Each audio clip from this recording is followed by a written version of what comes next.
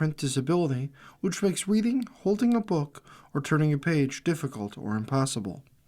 The content is copyrighted by the respective publishers. For more information, please visit us on the web at nfradioreading.org. Hello, this is Laura, and for the next hour I'll be reading from the August 2nd issue of the New York Times Style section on the Niagara Frontier Radio Reading Service. Errands should be the most boring show on the internet. Fighting a traffic ticket, hanging a curtain, installing an air conditioner. With his cult hit online series, Noah Blau has made the mundane fascinating. By Alex Viduko. On a dead-end street, lined with auto body shops in the Bushwick neighborhood of Brooklyn, a 26-year-old filmmaker named Noah Blau trained his Sony camcorder on Atiana Doyle, an aspiring actress and waitress, as she anxiously practiced for her driver's test. Blau was taping an episode for his cult Instagram show, Errands, which documents his friends undertaking tasks around New York City with an approach that elevates their mundane missions into heroes' journeys. Episodes have included an excursion to hang a window curtain and a trip to replace a broken skateboard. Wearing red socks and Tevas, Blau interviewed Doyle outside the rental Chevy she was using to practice parallel parking along a desolate street. Atiana explained to me the situation, Blau said. Today I'm taking my driver's test, Doyle, 23, said. I started lessons 2 years ago, but I kept getting scared and chickening out. But now I need it, because I keep doing acting jobs where I drive, and I keep lying about having my driver's license. Either I've got it in the bag, she added, or I'm going to fail miserably. Blau handed her the yellow legal pad that serves as the show's title card, I Love Errands, it read. He filmed her as she held it up. Nervously, Doyle got in the car and eased into a spot. She then opened the door and triumphantly evaluated her proximity to the curb. Noah's show helps people appreciate the little wins in life, Doyle said afterwards. The people on his show aren't celebrities, like on Subway Takes. They're average Joes going about their day. Sometimes you spend your day accomplishing nothing but an errand, and that's important too. Since Blau posted the first episode of Errands 9 months ago, it followed a friend named Marta and her quest to find a pink wig. The show has won a small yet feverish following in the post-Subway Takes era of algorithm-nourishing New York social media content. Filmed in lo-fi style and accompanied by trippy jazz flute scores, the show approaches errands like urban odysseys. There's one about a poet named Bernard who brings his broken CD player to an appliance repair store in Chinatown. Another follows an unemployed writer named Brittany as she sells her paperbacks at Molasses Books. An actor named Jeremy searches for his lost cat. Jeremy never ends up finding his cat, and failure is a theme of the show. Another episode follows a DJ named Declan, who goes to traffic court hoping to contest what he considers an unjust biking ticket, only to encounter an unsympathetic judge. We won some, we lost some, Declan says afterwards, smoking a cigarette. The failure rate is actually really high, Blau said. At first I thought that was going to be a problem, but it's only been great for the show. The show is about, I set out to do something, and did I accomplish it? So as mundane as the errand may be, everyone understands that feeling. Another element of the show's appeal, he said, has to do with its glimpses into the banal moments of everyday life. All great films are voyeuristic in some way, Blau said, and now we're all voyeuristic online. People get embarrassed when they're seen carrying toilet paper home. But why is that? We know you use toilet paper. There's something attractive and illicit about seeing someone do private things in public. On a sweltering afternoon in Flatbush, Brooklyn, Blau finished shooting an episode in the apartment of the 21-year-old internet provocateur and comedian Ivy Wolk, who needed an air conditioner for her new place. She's been using her freezer as a way to cool her head. like, as she put it, a reverse Sylvia Plath, until Blau documented her buying a unit from a discount store and wheeling it home on a trolley. After a successful installation, she was relishing its breeze. Beauty is found in the minutiae, and the things that are banal are often the most interesting, Wolk said. It's those in-between moments of life where growth and realization happen. People's mythology of New York is that it's so big and consuming, she continued. But this show lets people know that on those days that swerve and consume you, sometimes you just have to go out and get something done. The tedious things you must do to exist as an adult that we all must endure.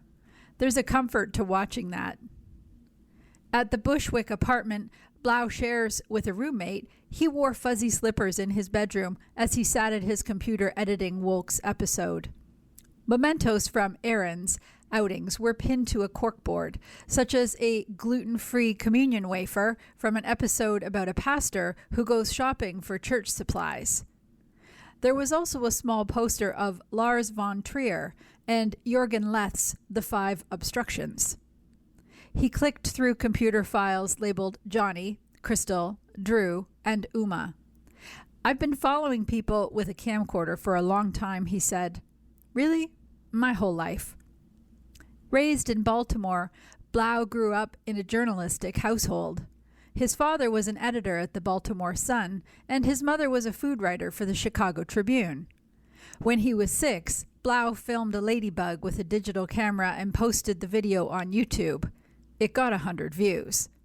At 10, while documenting his sister's bat mitzvah, he ended up filming her interview with their grandfather about the Holocaust. As a student at New York University Tisch School of the Arts, Blau grew engrossed in the work of cinema verite auteurs like Frederick Wiseman and Ross McElwee, while also immersing himself in the New York canon of John Cassavetes and Martin Scorsese. Scorsese's After Hours is like the ultimate errand, he said. That would be my dream episode, for someone to get so sidetracked on their errand that they get chased through Soho by an angry mob, like in the film. The pandemic halted New York during Blau's sophomore year. Student productions stopped as classes went virtual.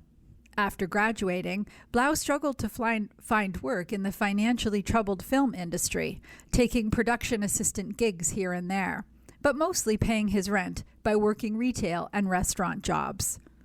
He was also immersing himself in Bushwick's creative scene, hanging out at bars like the Narrows and art spaces like Life World with actors, musicians, and writers who were all dealt the same post-pandemic hand. Soon, he started training his camcorder on them. First came Sophie, whom he documented while she shopped for a Halloween costume. Then came Edine, whom he filmed returning a bottle of perfume to Bloomingdale's. I started thinking, maybe there's something here, Blau said, but I also just wanted people to see my work as a filmmaker. Around the time he posted his first episode in 2025, Subway Takes was surfacing incessantly on social media algorithms. Its sunglasses-clad host, Kareem Rama, had started out interviewing young New York creatives on rattling trains. Once the talk show blew up, he began featuring celebrities like Cate Blanchett and Jennifer Lopez, as well as sponsored posts with companies like Google. When asked if he hoped errands might take off in a similar fashion, Blau mulled his answer. I love Subway Takes, and my show exists in a post-Subway Takes world, but I don't want the show to become a press stop, he said. If I were to have Taylor Swift on errands, that would probably be the worst thing that could happen to it. I think people like my show because it's made for no money and makes no money, he added. I think that helps keep it pure. On a recent Wednesday, Blau sat beside Doyle in her rented Chevy, filming her as she drove to take her driver's test in Flatbush. He reminded her to slow down for speed bumps and quizzed her on the meaning of various road signs. Don't even ask me what the speed limit in New York is, Doyle said, because I don't know. On a quiet road facing a cemetery, She pulled up behind a line of idling student drivers. It was a long wait. Doyle writhed in her seat. Her nerves finally eased when a Department of Motor Vehicles examiner in a yellow vest approached and told her that her test was being rescheduled.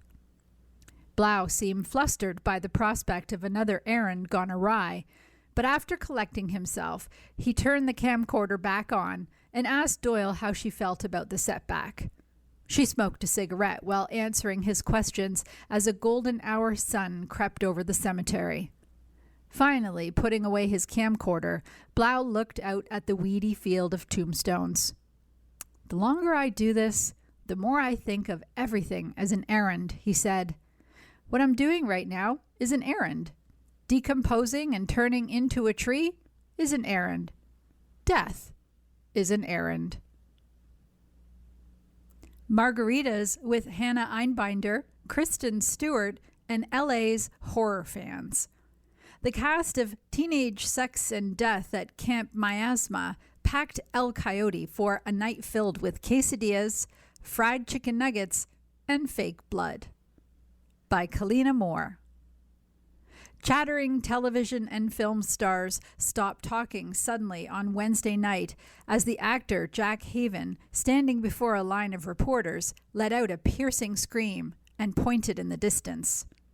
The crowd turned to stare at Haven, who was mid-interview on a fake grass carpet stained with fake red blood at the premiere of Teenage Sex and Death at Camp Miasma from the director Jane Schoenbrunn. The film, a horror movie made by horror fans, stars the comedian Hannah Einbinder as Chris, a director rebooting a beloved slasher franchise who becomes obsessed with the star of the original film, played by Gillian Anderson. The movie was a breakout hit at the Cannes Film Festival, where it won the Queer Palm, which honors films that spotlight LGBTQIA+ themes or feminist perspectives or challenge gender norms. Distributed by Mubi, the film will open in theaters on August 7th. "Making this movie was the best and most joyful experience of my life, period," Schoenbrunn said, when introducing the film at the Directors Guild of America Theater on Sunset Boulevard before a crowd that included the actor Kristen Stewart and the showrunners behind Hacks, Paul W. Downs, Lucia Agnello, and Jen Statsky. Schoenbrunn, who also wrote and directed the films I Saw the TV Glow and We're All Going to the World's Fair, said they had loved scary movies since they were young. "I think when you're a kid growing up in a really normal quote-unquote place," Schoenbrunn said, "and you're like a little freak, you look for all the other places that are giving you clues that the world is maybe a little weirder and creepier than everyone is telling you it is."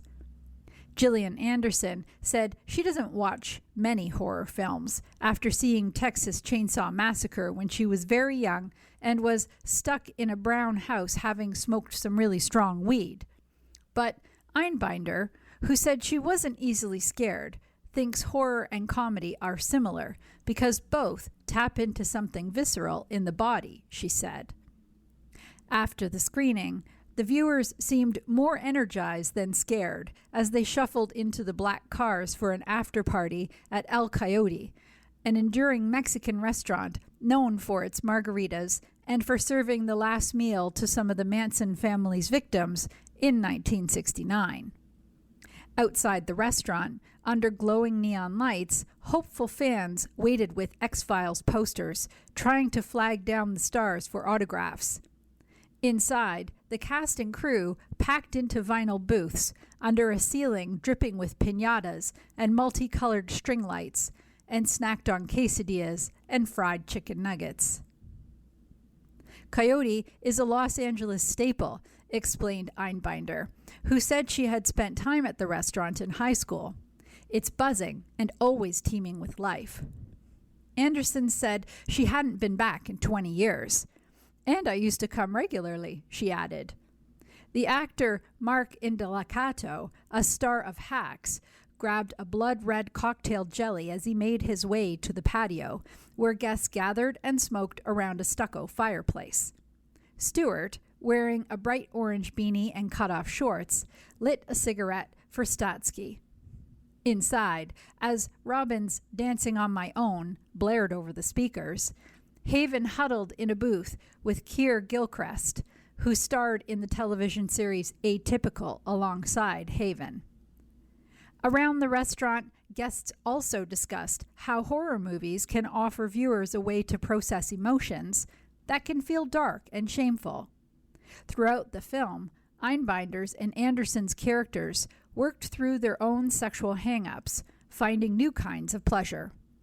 4 different people have said to me, literally 4, Anderson recounted, "It's about orgasms, right?" You are listening to a reading of articles and features from the New York Times Style section on the Niagara Frontier Radio Reading Service. Critic's Notebook: How to Change Your Image as a Heartless Luxury Titan Overnight. Bernard Arnault, the chairman of LVMH, makes an unexpected social media move. By Vanessa Friedman. For the past dozen years, Bernard Arnault, mastermind and chairman of LVMH, owner of Dior, Louis Vuitton, and Tiffany, architect of the modern luxury industry and erstwhile richest man in the world, currently number 10, has been quietly making an effort to soften his image, or at least round it out, the better to offer an alternative to the narrative that paints him as a rapacious capitalist and exploiter of family-run heritage companies, famous for wringing gently creative spirits dry. He spent hundreds of millions of dollars on the Fondation Louis Vuitton, the museum in the Bois de Boulogne that will become a gift to Paris, and underwrote the Paris Olympics. He has begun emphasizing the amount of taxes he pays and the hundreds of thousands of people he employs. He has even done the occasional interview, all to not much avail. When his name was mentioned, it was still attached to words like cold, ruthless, and inscrutable, not to mention the nicknames the Wolf in Cashmere, the Terminator, and the Machiavelli of finance. Well, it turned out all he really needed was an X. Or rather, all he really needed was a somewhat self-deprecating 3-page open letter titled "Thank You" that the LVMH press office posted on X. The letter was his response to a much ballyhooed 6-part investigative series by the newspaper Le Monde that focused on his family, his 5 children, and succession planning, his relationship to politicians, his business strategy, and so on.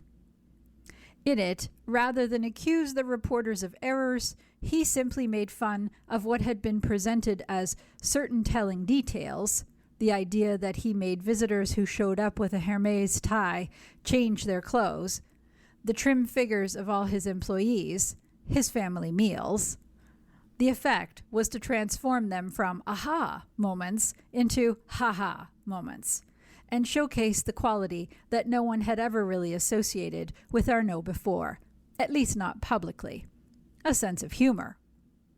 And the effect of that was to transform Arnault almost overnight from an empire-minded automaton into a relatable human being. To date, the post, which went live on July 26, has been viewed nearly 8 million times.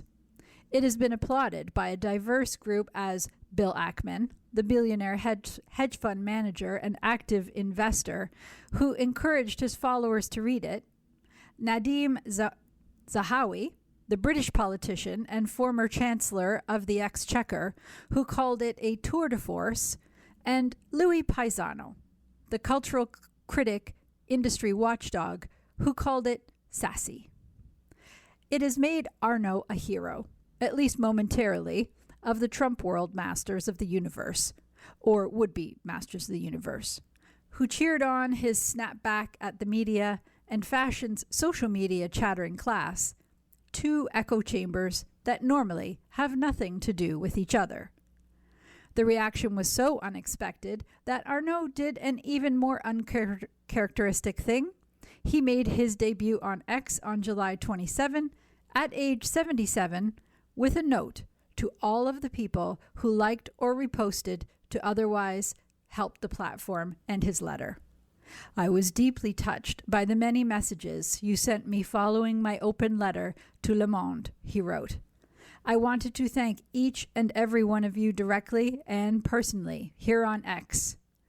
That one has been viewed more than 11.5 million times. According to Anton Arnault, the LVMH head of image, a position created in 2018 specifically to address the issues of public perception, and Bernard Arnault's eldest son, the letter was entirely his father's idea, as was joining X. It certainly marks a shift in approach for the executive, who in the past rarely responded to criticism or coverage, at least unless it came from a business opponent in the middle of an acquisition fight. It seemed even more personal than a 90-plus minute interview for the podcast Legend, released at the beginning of the month, in which Arnault occasionally laughed and otherwise let his metaphoric hair down. And in that may be a lesson for luxury, a universe built on the twin poles of mystique and control and a reluctance to let anyone see behind the velvet curtain. By revealing an ability to laugh at himself in a somewhat snarky, made-for-the-internet way, rather than simply go on the formal attack, Arnault let his feelings show. He also got a little messy. Mess has traditionally been a quality assiduously avoided by the luxury world, but there is clearly a fine line between the perception of magic and the feeling of manipulation, and fashion consumers have begun to sense more of the latter in their interactions with brands and the people who make them. Sales have shrunk, and a backlash has been brewing. The industry itself may be in need of some image rehab. It should take note. Are influencers barred from this Nantucket shop? The store owner said his no influencers sign was meant to be tongue-in-cheek. It spurred a heated debate anyway. By Madison Malone Kircher.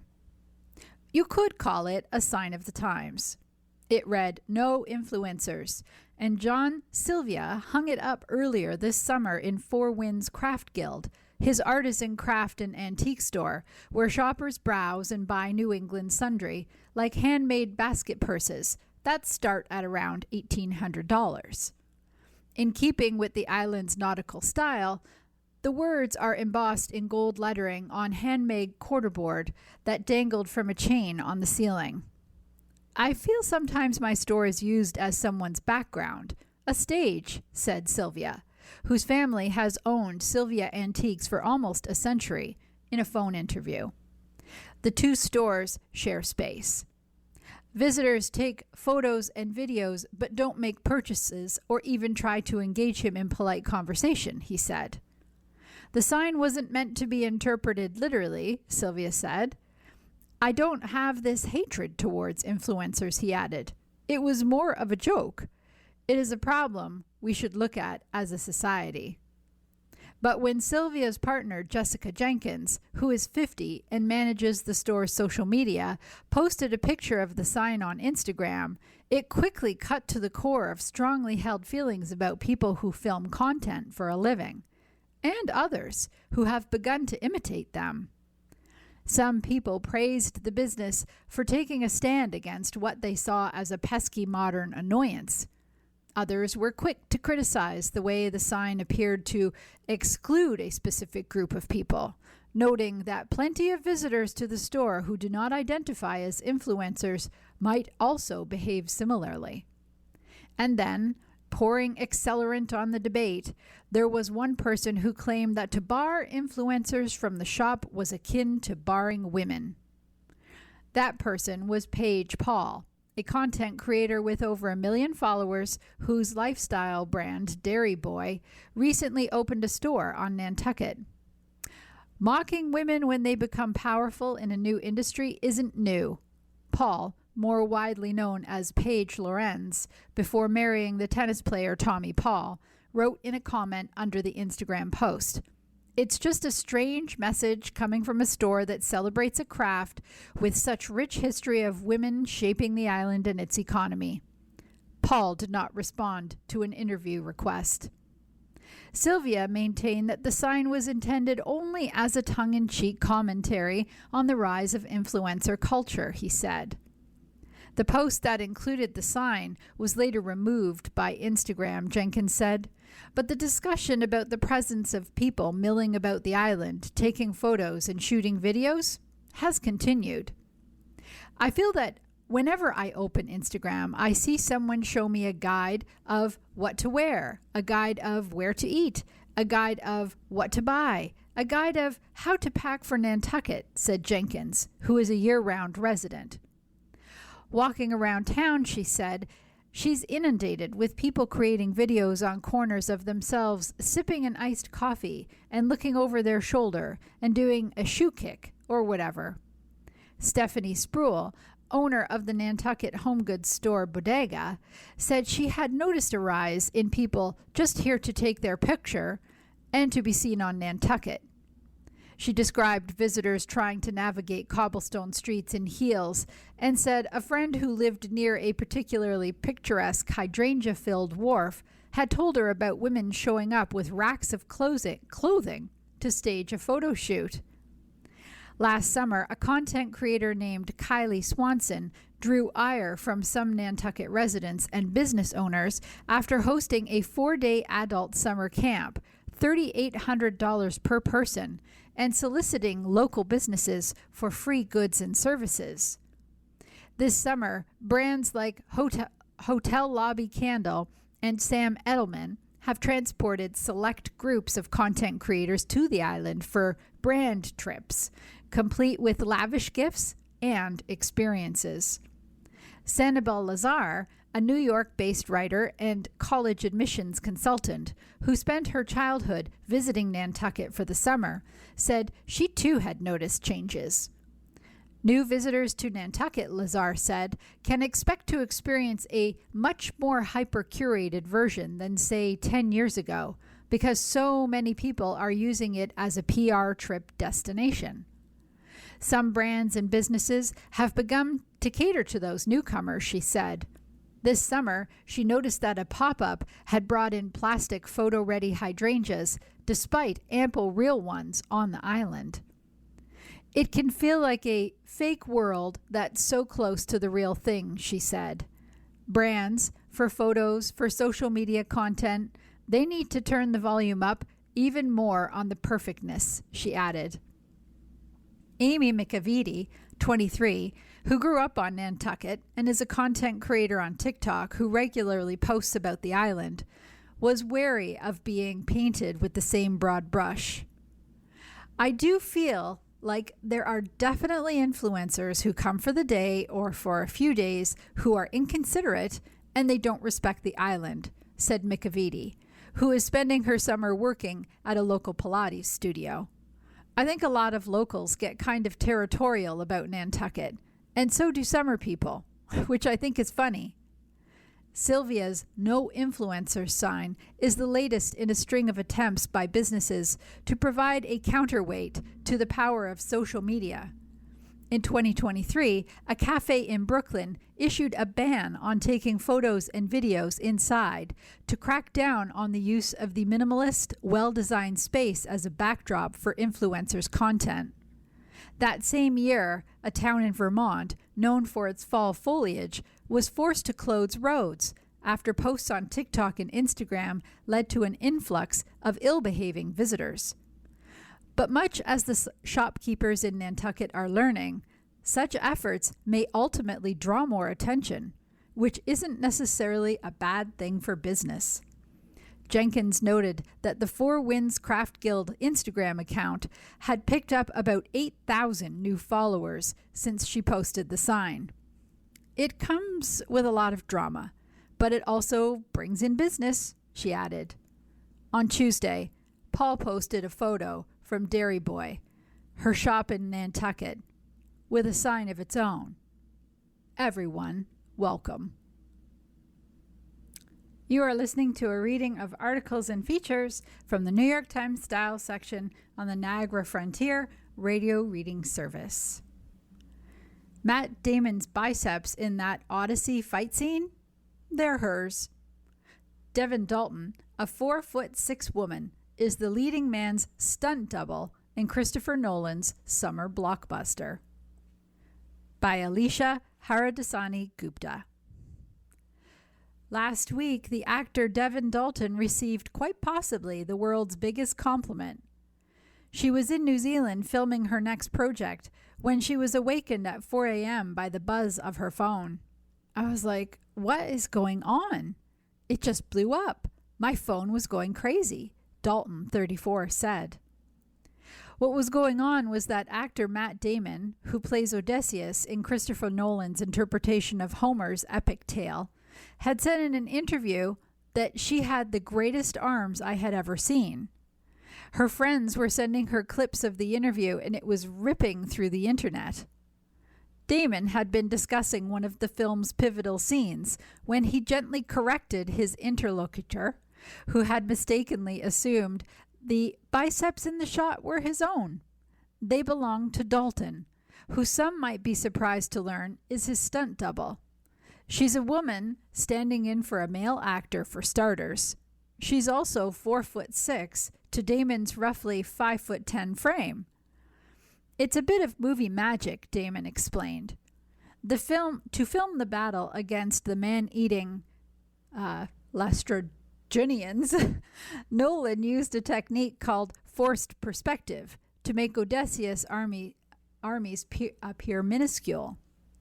The shot of Dalton from behind in the scene, holding up a sword and ready to pounce at the giants, is used in one of the posters for the movie. Dalton, born and raised in Canada, trained as a dancer initially and started performing stunts in 2011 after she was cast in the Planet of the Apes trilogy. Her more recent credits include Weapons and The Last of Us. She has found herself in such high-voltage action sequences that she can never tell her mother what she's working on because it freaks her out, Dalton said. I just tell her, I'm going to work. The Odyssey is the first time Dalton has done stunts for a male A-lister, a rare feat in an industry where, according to the SAG-AFTRA union, women make up little more than 20% of stunt performers. In a conversation with the New York Times, edited and condensed for clarity, she discussed her latest role and her other stunt work. Is it common practice for a woman to double for a male lead? Have you done that before? Definitely not common. I think men have been doubling for women for longer in the industry, but with stunts, the main thing is who is the best fit for what they're looking for physically, and most importantly, who has the specific skill set needed. Increasingly, with wardrobe, hair, and makeup, we get to do movie magic and transform people, and it doesn't matter so much about gender. This is the first time doubling for a Hollywood leading man. I never thought I would have that on my resume. Have you received this kind of specific shout out from a leading actor before? It is uncommon because even though you're in front of the camera, if you're doubling and you've done your job right, the audience shouldn't know it's you. Part of our job is being hidden. I have to say a huge thank you to Matt for being so generous. Were you and Damon on set together working on that fight choreography? Yeah, most of the time, on any film I've been on, you end up working with the actor and being there on the same day because you're both a part of a sequence and you're both portraying the same character. When doubling for someone, I'll always specifically watch, like, which foot did they walk with first? People also just have little tendencies, like they might lean to one side or move a certain way. So I study all of that and try to mimic it exactly. That's what sells it so well on the camera. Did you need any special training for this role? This has been years of work building out my skills. I try to be very versatile by doing a lot of different training methods to just stay ready, so that whenever the phone rings, I'm like, okay, I'm good to go. That's the thing with stunts. The training never ends. In the past, I've done a few really cool underwater fight scenes, and so I took courses that focused on water safety, breath holding, and cold water, because a lot of the times you're not working in a warm situation, and so you have to learn how to manage the temperature. And you're in costume and makeup, and you have to be underwater with your eyes open. Are there stunts you've had to do that scared you? I think the fear for me always comes from a place of setting very high standards for myself. I always want to do a really good job. What else do we lose when people give up booze? Yes, there are many benefits of cutting back, but bars are closing, jobs are going away, and a way of being together can feel harder to find. By Ginia Belafonte.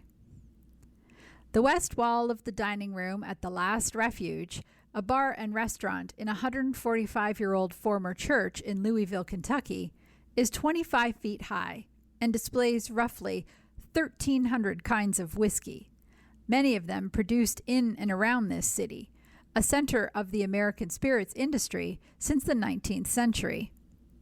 Against prediction and entirely unprompted, the person waiting for me there on an early summer evening was not directed by her server to a private stock of bourbon at $58 an ounce or a simple aperitif, but rather a selection of zero-proof cocktails.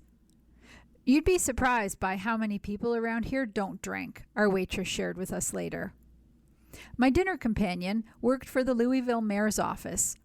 She had given up drinking several years ago in the name of better sleep and general well-being, leaving her vulnerable to the joke that she was part of the problem in a city where the national retreat from alcohol was driving a list of anxieties. I had come to Louisville to gauge the collateral effects of this growing aversion, a reality propelled by science, supported by surveys, and punctuated by my own experience as a host who had noticed that a long-standing dictum of entertaining, the allotment of a half bottle of wine per guest, no longer applied. For all the benefits of cutting back, certain rituals were vanishing, and it was hard not to wonder what else the temperance revival had carried away with it. In Kentucky, the answers can seem fairly straightforward. Last year, Brown-Forman, the maker of Jack Daniels, among other liquors, and a vital benefactor of the city's cultural life, announced it was laying off 12% of its workforce. As part of its restructuring, the company closed its Louisville cooperage, where the whiskey barrels were manufactured for 80 years. 210 jobs were cut.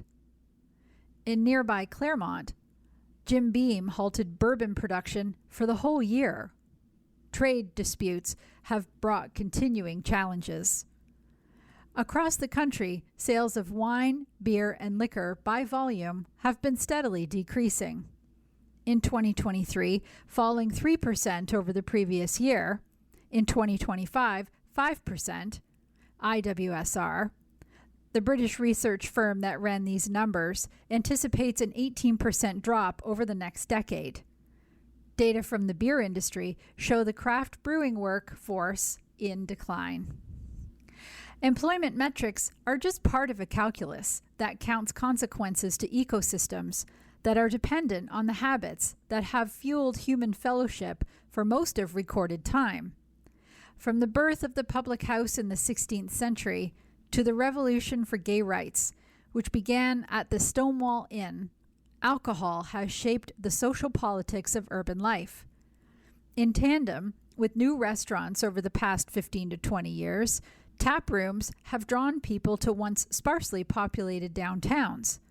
This was true of Angel City Brewery in the Los Angeles Arts District, which closed in April. Regulars mourned the loss of community it signaled. On the 4th of July, Trim Tab Brewery, in a revitalized section of Birmingham, Alabama, closed after 13 years, ending its tenure as an exhibition and performance space. Many cities have had similar closures. The realignment is testament to the power of messaging coming from various corners of the medical establishment, messaging that has convinced many Americans that even a few glasses a week can lead to serious illness and death. 3 years ago, the World Health Organization declared that no amount of alcohol is safe. The push accelerated here in January 2025 when the United States Surgeon General at the time, Vivek Murthy, warned that alcohol leads to a greater absorption of carcinogens, increasing the risk of at least 7 types of cancer. Some figures in public health argue that enjoyment, the delight taken in drinking and the sociality it can afford, should not be overlooked. Their voices have had little influence. Over the past quarter century, about 2/3 of Gallup poll respondents have consistently said they drink wine, beer, or liquor regularly or on occasion. Last year, that figure dropped to 54%, the lowest in 90 years. Among 18 to 34-year-olds, the number fell to 50%. Counterintuitively, Gallup researchers found that the decline did not appear to be caused by a turn toward recreational cannabis. By most objective measures, this retrenchment is for the good. Excessive drinking often leads to terrible outcomes. The Centers for Disease Control and Prevention attributes 178,000 deaths each year to the behavior. And of course, millions of Americans struggle with addiction. But one sector's triumph can become another's existential setback. How high was the civic cost of villainizing restrained drinking? What had we subordinated to the dictates of public health? These questions were implicit in the criticism of recent municipal initiatives to discourage even controlled drinking. In May, the New York City Health Department introduced a public education campaign with posters showing a beer bottle labeled "Cancer Risk," accompanying it with the tagline, "No chaser, just the truth." Wine merchants immediately opposed the ads as alarmist, maintaining that their product was central to the city's dining and tourist life, that reducing it to a public health warning ignored its enormous contribution to our cultural values, as one distributor told the Wine Enthusiast. Processed meats were linked to colorectal cancer, as some pointed out, but the city was not crusading against Katz's pastrami sandwiches. Wine stores in the city were already struggling, with some bouncing checks to wholesalers. Unlike coffee bars or drugstores or Brandy Melville, liquor stores retain a distinct place in the city's commercial makeup. One-offs, frequently family-owned, bulwarks against the aggressive encroachment of demoralizing chains. Restaurants have endured their own story. Alcohol traditionally brings in larger profits than food. Restaurants can't simply raise menu prices to offset declining alcohol sales, especially when many customers are already price sensitive. Andrew Ridgey, the director of NYC Hospitality Alliance, a lobbying group, said, "The result has been serious financial pressure on small business." In June, bars and restaurants in Cambridge, Massachusetts, successfully fought a proposal from the city's liquor licensing board that would have limited them to serving people no more than one drink every half hour. On Instagram, one owner asked people to stand in opposition unless they wanted egg timers going off every 30 minutes in every bar and restaurant in Cambridge. Similar in spirit was a proposal floating around Louisville that would have forced bars in the Highlands, a neighborhood with an active nightlife culture, into making 70% of their earnings in food rather than alcohol. The idea, which arose after chaos and gunfire erupted in the neighborhood, was quickly scratched after many businesses said that they would be left to close in the event of a ruling like that. Under the tenure of Mayor Craig Greenberg, Louisville has seen a significant drop in violent crime. At the same time, championing liquor interests is an essential part of his remit. The shelves in his office are lined with bourbon bottles, leaving little confusion. Sitting in his office on a recent visit, he talked about the city's thriving business in bourbon tourism. Over the past few years, it has set records. But how much the success figures into the industry bottom line is unclear. Louisville's economy is not broadly diversified, and the mayor acknowledged that while some of the jobs lost to the contraction may be absorbed by different businesses, other roles, chemists, master distillers, are highly specialized and not easily transferable. The broader concern, he said, would be that consumer habits changed materially enough that companies left. It can be hard to find people engaged with Louisville's civic and cultural life who take the matter of plummeting alcohol sales blithely, or who do not dismissively wave a hand at the thought of young people foregoing the jovial communion of a bar for the dark manipulations of the algorithm. At $10.6 billion, bourbon is one of Kentucky's greatest industries, generating close to 24,000 jobs and $372 million in annual tax revenue. For decades, the Brown-Forman Company has sustained the city's museums and performing arts through corporate giving and its affiliated foundation. As directors of local cultural organizations will tell you, there is virtually no institution or preservation effort in Louisville that does not bear its imprint. For example, Patrick Lewis, the president of the city's Filson Historical Society, noted that when Breonna Taylor was fatally shot by a Louisville police officer 6 years ago, Brown-Forman provided the money for the society to hire a full-time specialist in Black history. During the last fiscal year, according to the company and tax filings, Brown-Forman gave away more than $14 million, making it among the leaders in local philanthropy.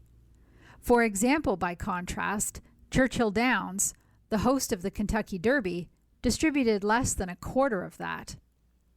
But Brown-Forman is more than a company and a philanthropic wing.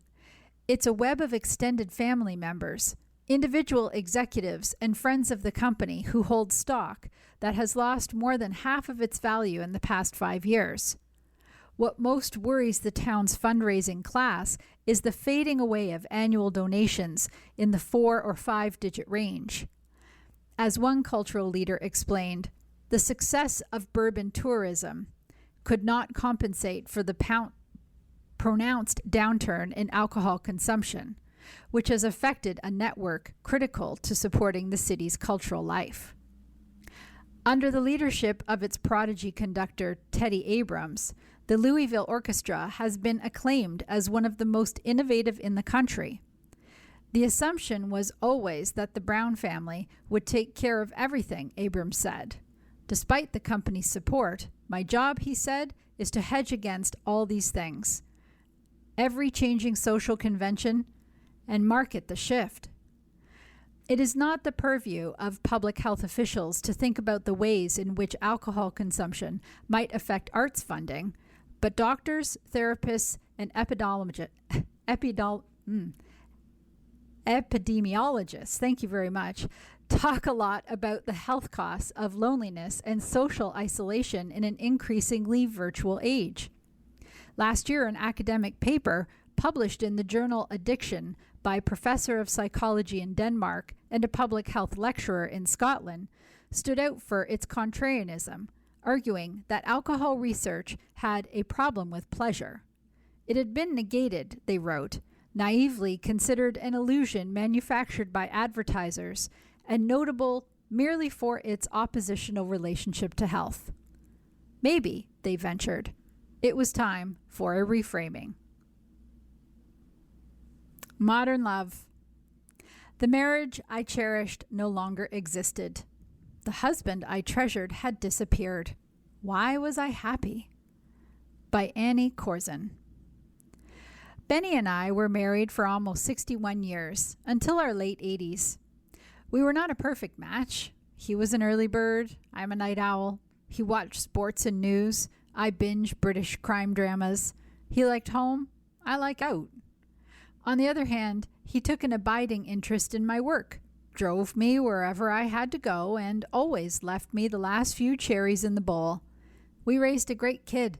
We traveled. We had a good life. And then we got old, and the fun was over. Benny got all kinds of sick: prostate, kidney, heart, eyes, thyroid, arthritis, sepsis. I spent hours in emergency rooms and ICU units. I spent days on hold with insurance companies and banks and home health care agencies. I had always believed I would be too selfish and squeamish to be a caretaker, but somehow I managed to clean his surgical wounds, change his catheters, and help him shower. That was tough. But even tougher was watching Benny's mind dissolve into fogginess. He would decide to make himself a morning snack by boiling 3 pounds of potatoes, and then forget to turn off the stove until the smoke alarm went off. He couldn't remember how to work the TV remote, and spent hours just staring into space. In my darkest moments, I reread a Buddhist quote a friend had shared. Suffering begins when the mind expects permanence from what is designed to change. Accept that nothing will remain the same. I had to accept that the marriage I cherished no longer existed, and the husband I cherished had disappeared. Caring for Benny became a full-time occupation, and I put my own life on hold. I postponed haircuts and canceled dental appointments, and I did something no freelance actor/writer ever does. I turned down jobs. I lost any interest in socializing. What would I talk about? I did eke out small moments of pleasure: a short sunset walk around our Los Angeles neighborhood, an afternoon nap, a soothing diet of animal fat and chocolate. But still, when I woke up in the morning, I dreaded the grim day ahead, and I feared the bleak life ahead. Benny, on the other hand, believed his condition was just a temporary glitch, and he assured everyone that he was getting better every day. Being in denial can sometimes be a blessing. Then one day, Benny fell, and suddenly, without fear or pain, he was gone. If you could choose your exit, pick cardiac arrest. I called 911 and contacted one neighbor. Soon there were a dozen more who stayed and helped me through the endless hours of dealing with the ambulance, the police, the collection of the body, and the locating of various documents. I can't imagine how I would have handled all that on my own. Our group hailed from Germany, Mexico, India, and Texas. They brought wine and snacks. We played Benny's favorite Louis Armstrong song, "What a Wonderful World," and laughed at stories about my husband's often eccentric behavior. That simple, spontaneous vigil was the memorial my no-muss, no-fuss husband would have wanted. The next day I treated myself to a long walk, and after a gentle shower, the sky over our house was lit up by the most spectacular rainbow I had ever seen. A few minutes later, some friends called to say that a hawk had landed on their windowsill and stared at them for 15 minutes before flying off. They said the hawk was Benny, saying hello and goodbye. Now, I do not believe in ghosts or spirits or any of that stuff. When one of my airy-fairy friends tell me to keep an open mind, I say, don't keep your mind so open that your brains fall out. But cynical as I am, I still found great comfort in the poetry of rainbows and bird visits the day after my husband's death. Our son Jonathan flew out from the other coast, and we decided to have people over from 5 to 7 p.m. every night during his visit. These unconventional Shiva cocktail parties were a wonderful way for me to re-enter the world of the living. I got rid of the sweats I had been wearing for months and rediscovered the pleasures of bright red lipstick and statement necklaces. My son took over all the household chores, which was a godsend because I hate household chores, and I'd had full responsibility for them during Benny's decline. After Jonathan left, I had to learn to live alone. I was no longer a we, but an I. I created 4 rules for my new life as a singleton. First, get all the help you can with the practical stuff. Social Security denied my widow's benefits because they lost their copy of my marriage certificate. It took me and a social worker many phone calls and an office visit to clean up that mess. Second, stay busy. Every day I assigned myself a household task, a shelf, a drawer, a closet. It was liberating to organize the chaos Benny had left behind. Plus, I came across some sweet forgotten objects, like a charming drawing he had doodled of the two of us. Third, pamper yourself. I indulged in a massage, a facial, and a mani-pedi for the first time in ages, and they all felt blissful. Maybe I just needed to be touched. Fourth, engage with a live human at least once every day. I actively rebooted my social life, and when I didn't have a date, I would stroll to the local thrift shop for some retail therapy, and I usually ran into someone who would stop and schmooze. Those 4 rules have helped me adapt to my new solo life, which has contained some surprising moments. When the young mother behind me at the market had a cart overflowing with gallons of milk, boxes of cereal, and bags of chips, my wagon was a sad contrast with its meager selection of a small container of milk, some frozen egg rolls, and 1 banana. It shocked me to realize that I wouldn't want to change places with her. Sure, she has a full life, but she was going home to a chaotic household with a needy family, while I looked forward to returning to a sanctuary of rest, respite, and recovery. For the first time in forever, the only person I must take care of is me, and I don't find myself very demanding. When people offer their weepy condolences, they seem taken aback when I assure them with dry eyes that I'm doing quite well. I'm not the grieving widow they expected, and I myself wonder what's wrong with me. Why am I not feeling the overwhelming sadness you're supposed to feel at the death of a beloved husband? I think the answer is that I lost Benny while he was still alive, and that's when I mourned him, in secret and for a long time. What I'm experiencing now, more than sorrow, is a welcome sense of relief. I loved being married to Benny, and now I love being alone. How can both things be true? Except that nothing remains the same. Of course, there are still melancholy moments. I got a Wordle in one, and Benny wasn't there for a high five. I catch myself setting the table for 2 and fluffing up the pillow on his side of the bed. When I hear a funny joke, I can't wait to share it with my husband. I've stopped reading about foreign travel because I don't want to be reminded of the trips Benny and I dreamed of taking. At the same time, I'm grateful for my newfound freedom. I eat when I want, watch what I want, and sleep the whole night through without waking from disturbing dreams to an even more disturbing reality. I'm planning to change my hair color, and I'm thinking of getting a dog. I have rediscovered the simple joys of everyday life, and to my great astonishment, I have frequent flashes of something I thought I would never feel again. I believe it's called happiness. Please don't judge me. You've been listening to a reading of articles and features from the August 2nd issue of the New York Times Style section. Your reader has been Laura.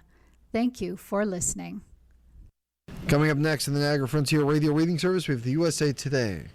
Following that at 2 o'clock, we have episode number 3 of Wayward Girls by Susan Wiggs. Stay with us for these readings and more. You're listening to the Niagara Frontier Radio Reading Service, broadcasting daily readings 24 hours a day of newspapers, magazines, and books to area people who are blind or have a print disability, who are provided reading radios. Radio Reading's broadcast signal is provided at no charge by WNED. Radio Reading Studios are at 1199 Harlem Road in Cheektowaga, between William and Clinton Streets. Radio Reading's website is nfradioreading.org. For more information on the Niagara Frontier Radio Reading Service, call us at 716-821-5555.